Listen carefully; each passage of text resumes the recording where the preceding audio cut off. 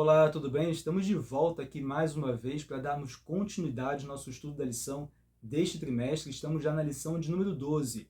O tema da lição dessa semana é precursores dos eventos finais. Mas antes, eu gostaria de mostrar para você que ainda não viu a temática já do próximo trimestre, o livro de Êxodo.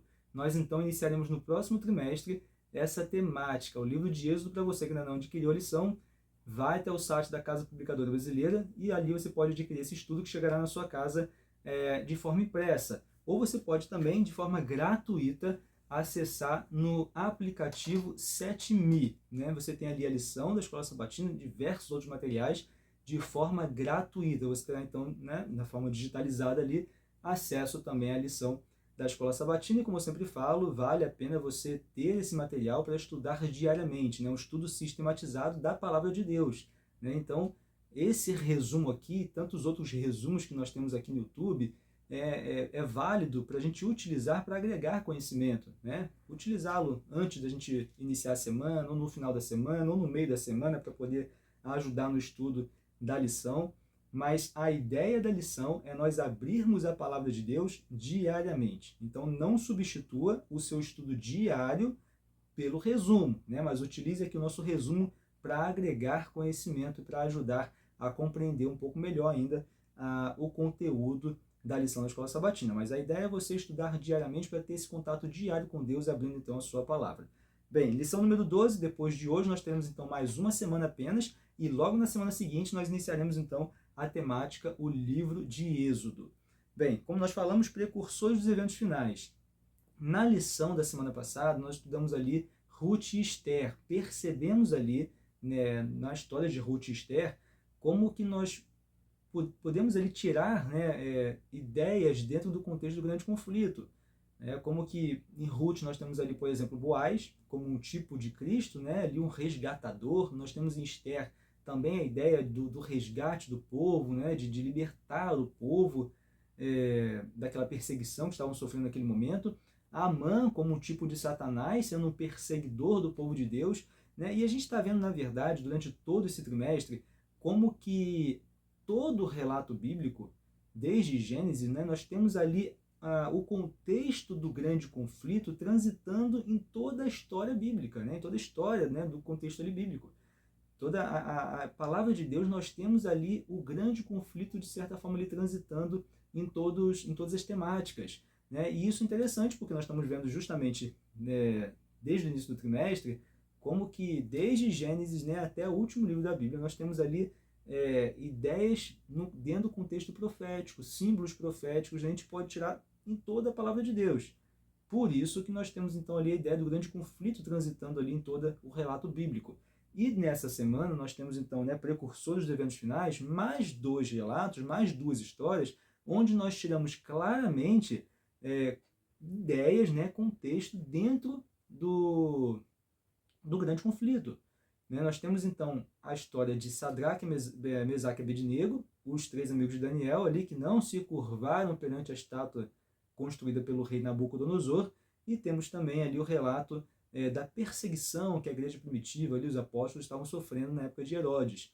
Dentro do contexto dos três amigos de Daniel, vale ressaltar no capítulo 2 de Daniel, onde nós temos ali o rei, né, no seu segundo ano de reinado, o rei Nabucodonosor, ele tem então um sonho que o perturba muito, mas quando ele acorda ele sabe que um sonho o perturbou, mas ele não sabe exatamente o que ele sonhou. Né? Então ele chama ali os adivinhos do reino, aquelas pessoas que na verdade eram verdadeiros enrolões, né, no reino, mas enrolavam ao rei, e ali ele então chama esses adivinhos, né, esses supostos adivinhos, para poder ajudá-lo na interpretação do sonho, mas eles precisavam, além de interpretar o sonho, dizer o que o rei tinha sonhado, porque o rei não se lembrava do que tinha sonhado.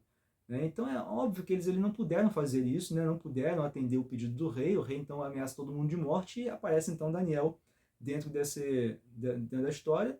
Daniel então ele vai até Deus, né? Ele ora com seus amigos, pede para que Deus dê uma solução, pede para que Deus mostre para ele o que havia, né, o rei então sonhado, e também o significado do seu sonho, e Deus então escuta Daniel, e Deus então entrega para Daniel ali numa visão da noite, tanto o que o rei tinha sonhado, como o significado do seu sonho. Daniel então vai até o rei e cita para o rei então o seu sonho, né? E ele fala que o rei sonhou com uma estátua onde a cabeça era de ouro, a parte do peito era de prata, a parte do ventre de bronze, as pernas de ferro, e os pés ali ferro com misturado de barro, né? E disse o significado, né? Cada parte, né? Nós já citamos inclusive em uma lição anterior essa temática, né? Então assim, cada parte era um reino, né? E assim estava ali a história da humanidade desde Babilônia até o final, né? Então Babilônia era a cabeça de ouro,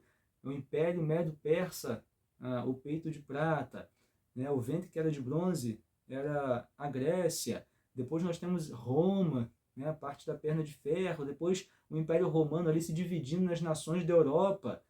E aí interessante que Daniel então ele entrega para o rei, né? E deixa muito claro para o rei, no capítulo 2 a gente vê isso ainda, no final do capítulo 2, depois que Daniel ele entrega o sonho e a interpretação para o rei, Daniel deixa claro que foi o Deus, né, o seu Deus, que, que mostrou para Daniel o que o rei havia sonhado, qual era a interpretação desse sonho.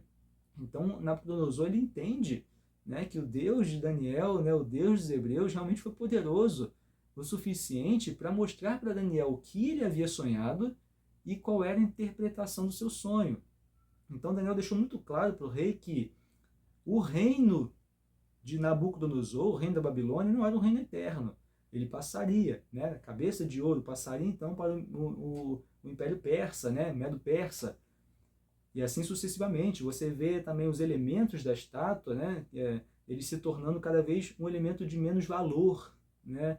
Então você vê a prata, o ouro, a prata, o bronze, depois o ferro com barro, e você vê então no final, né, uma pedra que derrubaria tudo e ali seria estabelecido então um reino eterno, né, que é o reino eterno do nosso Deus.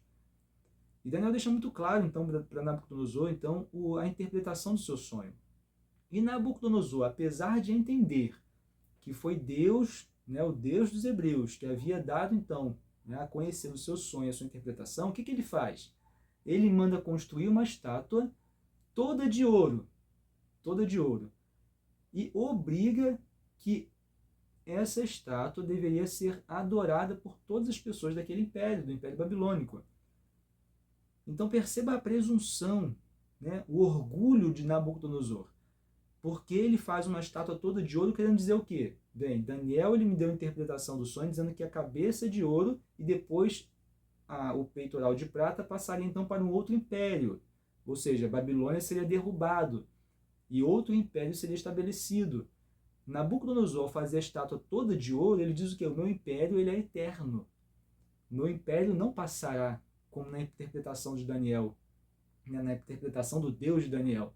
Meu império não passará. Nabucodonosor, então, aqui ele está deixando muito claro a sua presunção, o seu orgulho. Né? Quem tem essas características? Quem quis, né, ser maior que Deus, tomar o lugar do próprio Deus? Né? Satanás, o inimigo lá no céu. E veja que Nabucodonosor aqui ele não está indo contra Daniel. Ele está indo contra Deus, porque ele sabe que Daniel, na verdade, deixou muito claro que a interpretação do sonho foi dada por Deus. E não somente a interpretação, mas o próprio sonho que Nabucodonosor teve, foi Deus que fez Nabucodonosor sonhar. Então Daniel deixa isso muito claro quando ele traz, né, a conhecer o sonho e a sua interpretação. Deixa isso muito claro. Então Nabucodonosor está ali indo de encontro, né, está indo, na verdade, contra, não Daniel apenas, mas contra Deus, de forma muito clara. Né? Então é orgulhoso, é presunçoso. Né? E ele vai ali então desafiar o próprio Deus quando ele faz essa estátua, dizendo: não, meu império não passará, meu império é eterno. E faz uma estátua então toda de ouro e obriga que o seu império então adorasse essa estátua. Então nós temos que, de forma muito interessante, a lição aborda, né, dentro ainda do contexto da estátua, quando a gente vê a ideia do Império Romano se dividindo nas nações europeias, Daniel ele cita inclusive lá no verso 23, perdão, no verso 43 de Daniel capítulo 2, Daniel ele diz assim: quanto ao que viste do ferro misturado com barro, então ali depois da nação do Império Romano, você tem a divisão, né, e o ferro misturado com barro, né, os pés. Então, né, tendo visto esse ponto, né, do ferro misturado com barro, de lodo, misturar-se-ão mediante casamento, mas não se ligarão um ao outro, assim como nos dias destes reis.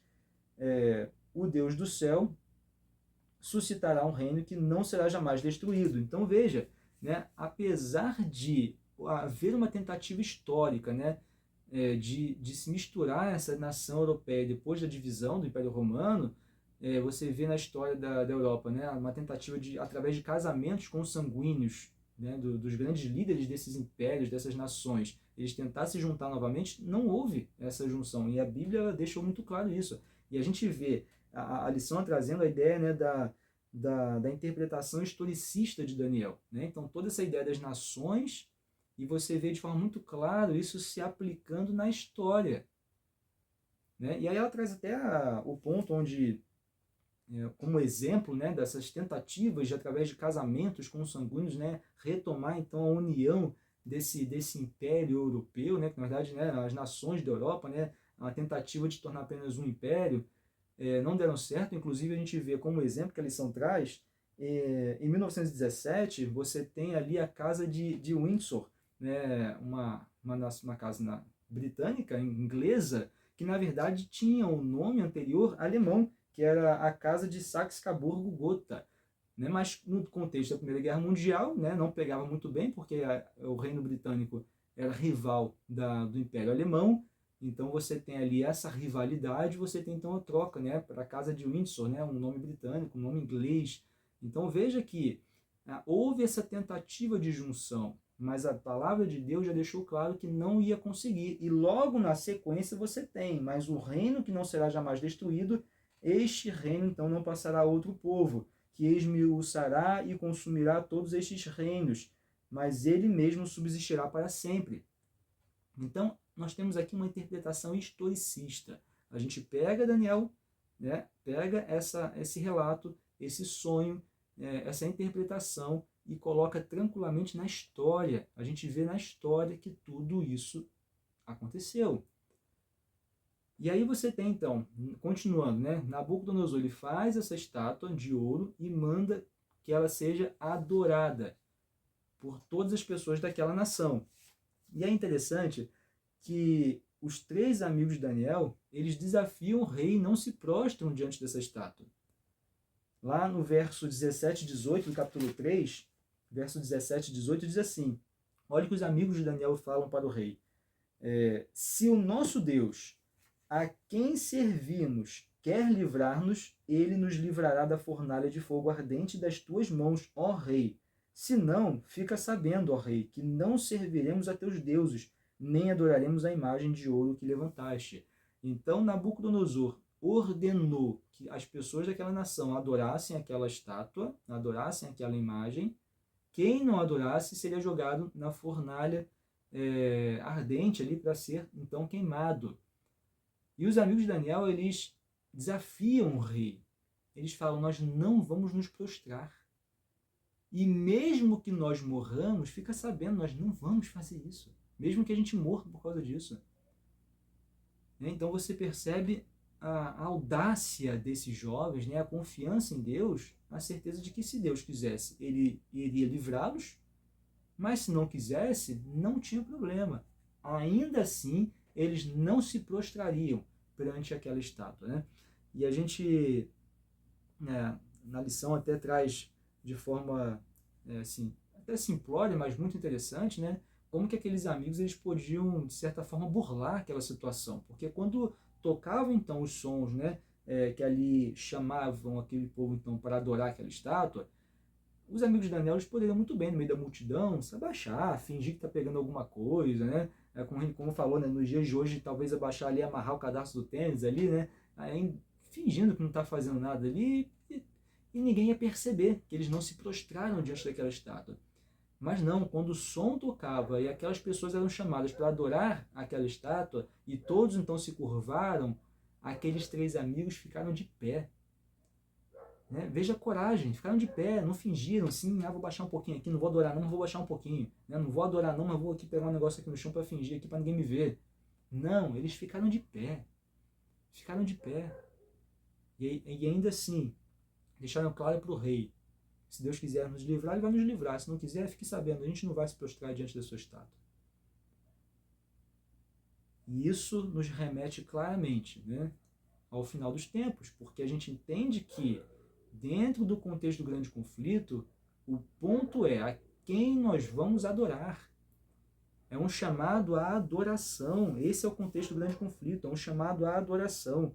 Quando a gente vai para Daniel 3 e Apocalipse 13, a gente vê conexões muito claras. Por quê? Como nós falamos, Daniel 3, verso 15, é o momento onde Nabucodonosor ele cita, então, ali, que eles deveriam adorar a estátua, senão seriam mortos. Né? Aqui eu vou ler para a gente só acompanhar aqui. Capítulo 3, verso 15 de Daniel, diz assim: Agora, pois, estáis dispostos, e quando ouvirdes o som da trombeta, do pífaro, da cítara, da harpa, do saltério, da gaita de foles, prostrai-vos e adorai a imagem que fiz. Porém, se não adorardes, sereis, no mesmo instante, lançados na fornalha de fogo ardente.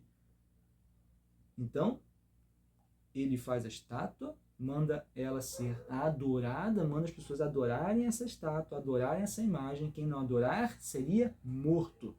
Lá em Apocalipse, capítulo 13. Apocalipse, capítulo 13. Vamos voltar aqui. Apocalipse, capítulo 13. No verso 15. 13, verso 15. Apocalipse 13, verso 15. Deixa eu só abrir aqui para a gente acompanhar aqui no contexto das mensagens angélicas, né? Apocalipse 13. Na verdade, um pouco antes, né? A mensagem angélica vem no capítulo 14. E aqui um pouco antes, então, no capítulo 13, verso 15, diz assim: E lhe foi dado comunicar fôlego à imagem da besta, para que não só a imagem falasse, como ainda fizesse morrer quantos não adorassem a imagem da besta. Né? Então a gente também vê, no contexto do grande conflito, a ideia de uma imagem que deve ser adorada, porque quem não adorar será penalizado com a morte, né? Terá a ameaça de ser penalizado com a morte. Veja a conexão clara com esse relato dos 3 amigos de Daniel, lá no contexto da estátua do rei Nabucodonosor, né, e da fornalha ardente, e aqui então no contexto profético do final dos tempos, onde o povo será obrigado a adorar a imagem da besta, e quem não adorar, né, como está escrito muito claro aqui, quem não adorasse a imagem da besta seria fizesse morrer, né? Então pena de morte para quem não adorar a imagem da besta. E é interessante, quando a gente continua aqui no contexto do Apocalipse, aqui sim, agora no contexto das 3 mensagens angélicas, lá no verso 7, né, a gente vê, né, a quem o povo de Deus ele é chamado a adorar. Né? Então a gente está entendendo que dentro do grande conflito nós temos um contexto de adoração. Né? O povo é chamado a adorar. Adorar a quem? A quem o povo é chamado, a quem o povo de Deus é chamado a adorar. Lá no verso 7, no contexto da primeira mensagem angélica, nós temos, né, temer a Deus e dar-lhe glória, pois é chegada a hora do seu juízo, e adorar aquele que fez o céu, a terra, o mar e as fontes das águas. Então, a quem o povo é chamado a adorar? O Criador. Né? O Criador, adorar aquele que fez o céu, a terra, o mar e a fonte das águas. Então, há um chamado para adorar o Criador. E aí, dentro ainda desse contexto, quais são as características do povo que adora o Criador? Quais são as características? Lá no contexto da terceira mensagem angélica, no verso 12 de Apocalipse, nós temos, né, aqui está a perseverança dos santos, os que guardam os mandamentos de Deus e a fé em Jesus. Então veja, lá em Daniel nós temos um contexto, né, dos 3 amigos que são chamados a adorar a imagem a imagem do rei, Nabucodonosor, e desobedecem e são ali penalizados com a pena de morte, mas eles são libertos, né, por Deus. Né? Então Deus liberta-os, mas eles são ali penalizados porque eles são jogados na fornalha ardente, mas Deus então os livrou. E aí você tem claramente uma conexão com Apocalipse 13, dizendo também de uma imagem dentro do contexto profético, que o povo será obrigado a adorar, e quem não adorar será penalizado então com a pena de morte. E aqui no capítulo 14 nós temos um chamado a adorar o Criador. Quais são as características de quem adora o Criador? Aqui está a perseverança dos santos, os que guardam os mandamentos de Deus e a fé em Jesus. Então, olha como a coisa vai ficando clara. Né? Olha como a coisa vai ficando clara dentro desse contexto do grande conflito. Né? Veja como a palavra de Deus ela vai permeando essa ideia do grande conflito. No final, qual é o centro dessa questão do grande conflito? A quem nós vamos adorar? A quem nós vamos adorar? E aí, muito interessante, nós temos a ideia da perseguição à igreja apostólica, né, que seria o segundo relato da lição dessa semana, onde nós vemos ali em Atos, capítulo 12, verso 1 a 17, depois você lê com calma esse texto, né, Herodes ali, então, ele persegue os cristãos.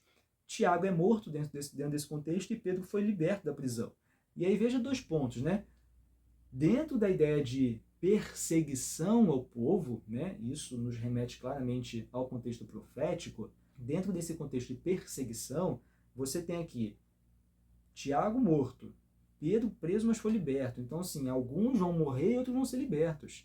Alguns vão morrer dentro desse contexto de perseguição e outros vão ser libertos da morte, né?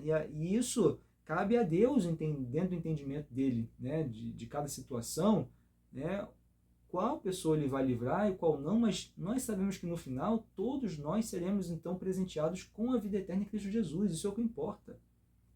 Mas dentro desse contexto de perseguição, veja, Tiago morreu, Pedro foi liberto, mas depois Pedro morreu também.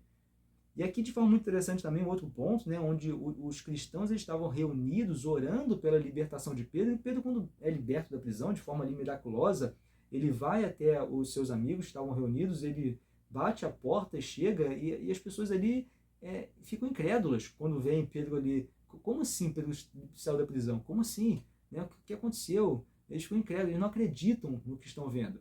Então veja, eles estão orando pela libertação de Pedro, mas eles mal ousaram acreditar que Deus estava ouvindo a oração deles. E isso acontece conosco hoje.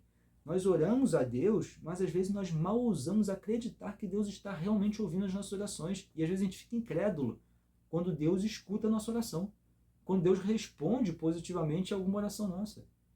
É interessante esses 2 pontos, dentro desse contexto aqui de perseguição na igreja primitiva ali, né?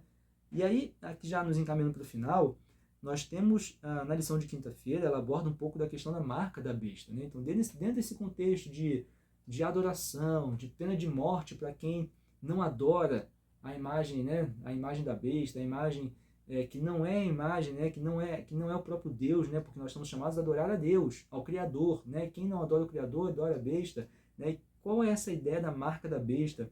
E nós entendemos que dentro desse contexto de adorar ao Criador, nós temos um mandamento em especial que nos remete diretamente ao Criador.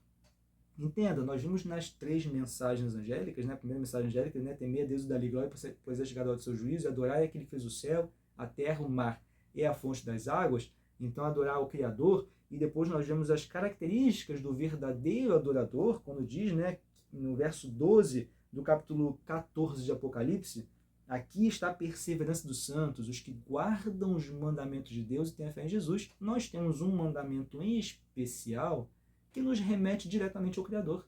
Que mandamento é esse? Vamos voltar lá em Êxodo, capítulo 20. Êxodo, capítulo 20, você tem ali os 10 mandamentos. Tá? Para você que não sabe, em Êxodo, capítulo 20, é onde fica exatamente os 10 mandamentos. E dentro dos 10 mandamentos, quando você vai lendo o primeiro, o segundo, o terceiro, quando você chega no 4º mandamento, no verso 8 do capítulo 20, diz assim: lembra-te do dia de sábado para o santificar. 6 dias trabalharás e farás toda a tua obra. Mas o 7º dia é o sábado do Senhor teu Deus. Não farás nenhum trabalho, nem tu, nem o teu filho, nem a tua filha, nem o teu servo, nem a tua serva, nem o teu animal, nem o forasteiro das tuas portas para dentro. Porque em 6 dias fez o Senhor os céus e a terra e o mar e tudo que neles há. E ao 7º dia descansou, por isso o Senhor abençoou o dia de sábado e o santificou. Então veja, na primeira mensagem angélica, nós vimos lá no verso 7 do capítulo 14 de Apocalipse, né, temei a Deus e dá-lhe glória, pois é chegado a hora do seu juízo, e adorai aquele que fez o céu, a terra, o mar e as fontes das águas. Depois nós vimos no verso 12, características do verdadeiro adorador. Aqui está a perseverança dos santos, os que guardam os mandamentos de Deus e têm fé em Jesus. E veja que nós temos um mandamento em especial que nos remete diretamente ao Criador.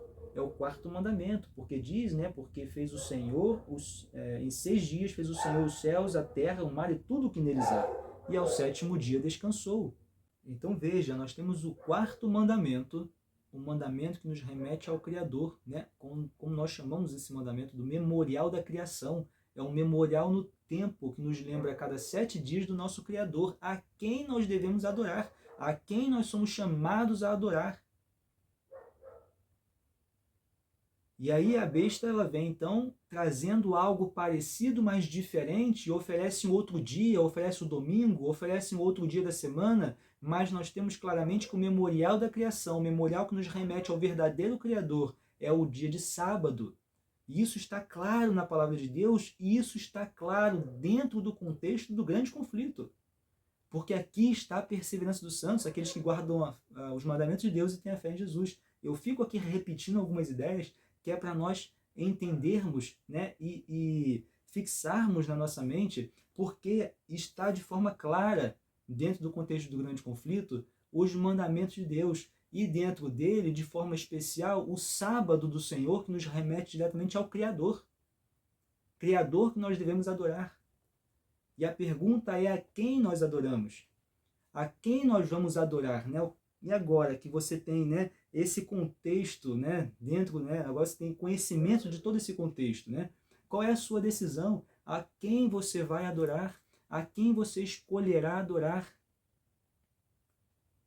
Ao verdadeiro Criador?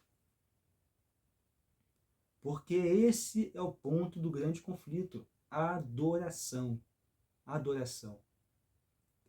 E os amigos de Daniel deixaram muito claro como vai discorrer o contexto do grande conflito nos momentos finais da história da humanidade. Perseguição a quem desobedecer, né? Perseguição a quem não adorar a besta, pena de morte a quem não adorar a besta. Né? O que é a besta? É o falso sistema de adoração. É o falso sistema de adoração, que é parecido com o verdadeiro, mas é falso. Porque nós só temos um verdadeiro sistema de adoração, nós temos apenas um verdadeiro Deus, um verdadeiro Criador, que nos mostrou que devemos, então, adorar somente a Ele. Então, que Deus possa te abençoar, possa te ajudar a compreender ainda melhor esse contexto, né? Para que você possa, então, estar preparado também, fortalecido, né? Com fé, com a tranquilidade dos amigos de Daniel, que disseram ao rei Nabucodonosor, né, mesmo que nós morramos, fique sabendo, não vamos nos prostrar perante a sua estátua.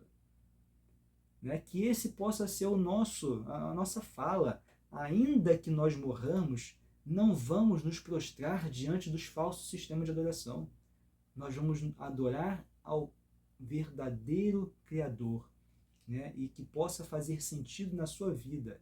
Né, o texto onde diz: aqui está a perseverança dos santos, os que guardam os mandamentos de Deus e a fé em Jesus. Que Deus te abençoe. Mais uma vez, foi um grande prazer estar aqui com você, e a gente se vê então na próxima lição, na lição número 13, para fechar esse trimestre e iniciarmos então uma nova temática. Que Deus te abençoe e até então a próxima semana. Até lá!